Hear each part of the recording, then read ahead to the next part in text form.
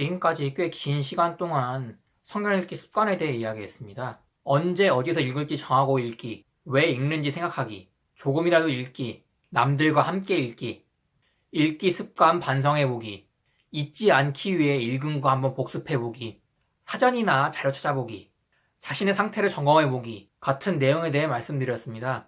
오늘은 성경 읽기 습관 마지막 시간으로 습관이란 무엇인지, 좋은 습관을 가진 그리스도인이 되려면 어떻게 해야 되는지에 대한 이야기를 하려고 합니다. 습관이란 자주 하는 행동들입니다. 자주 하기 때문에 별 생각이나 큰 노력 없이 할 수 있는 행동들을 의미합니다. 그렇기 때문에 심지어는 내가 그런 행동을 한다는 것 자체도 모르는 경우도 자주 있습니다.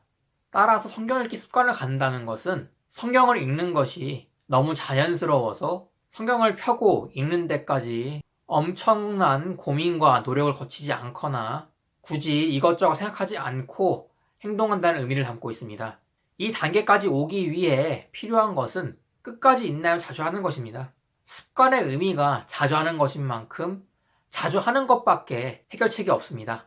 문제는 이 과정이 길고 어렵다는 것입니다. 고린도전서 6장 12절에는 이런 말씀이 있습니다. 모든 것이 내게 적법하나 모든 것이 적절하진 아니하며 모든 것이 나를 위해 적법하나 내가 어떤 것의 권능 아래에도 놓이지 아니하리라. 지금까지 해왔던 쉽고 편한 것과 한 번도 해보지 않았던 불편하고 복잡해 보이는 것이 있다면 사람들은 쉽고 편한 것을 먼저 합니다. 방금 같이 읽은 구절과 연관지어 생각을 해보자면 우리 자신이 갖고 있던 습관의 권능 아래에 놓이게 된다는 의미입니다. 그 권능에서 벗어나려면 우리 자신의 노력 이상으로 하나님의 도우심이 필요합니다. 에베소서 5장 16절에 보면은 시간을 되찾으라고 되어 있습니다.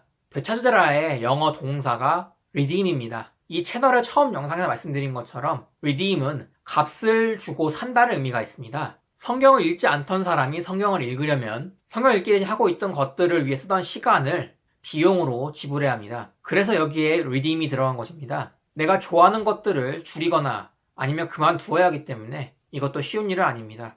그렇기 때문에 우리의 결심만큼이나 하나님의 도우심이 많이 필요합니다. 지금까지 봐온 것처럼 새로운 습관을 만든다는 것은 어려운 일이기 때문에 우리는 기도해야 합니다. 그리고 하나님께서는 그 기도에 응답해 주실 것이라고 몇 가지 약속을 해주셨습니다. 먼저 빌립보서 1장 6절입니다. 너희 안에서 선한 일을 시작하신 분께서 예수 그리스도의 날까지 그 일을 이루실 것 바로 그것을 내가 확신하노라. 하나님께서 여러분 안에 성경 읽기 습관이 이루어질 수 있도록 도와주실 것이라고 약속하셨습니다. 다음으로 요한일서 5장 14절입니다. 그분 안에서 우리가 가진 확신이 이것이니 곧 우리가 그분의 뜻대로 무엇이든 구하면 그분께서 우리 말을 들으신다는 것이라. 성경을 읽고 하나님에 대해 더 알려고 하는 것은 하나님께서 원하시는 일입니다. 따라서 그분께 이 습관을 구한다면 그분께서는 들어주실 것입니다. 어떤 유명한 프로그래머가 이런 이야기를 한 적이 있습니다. 내가 좋은 프로그래머인지는 모르겠다. 하지만 나는 좋은 습관을 많이 가진 프로그래머이긴 하다. 그리스도인도 같다고 생각합니다. 예수님께서 갖고 계셨던 습관이나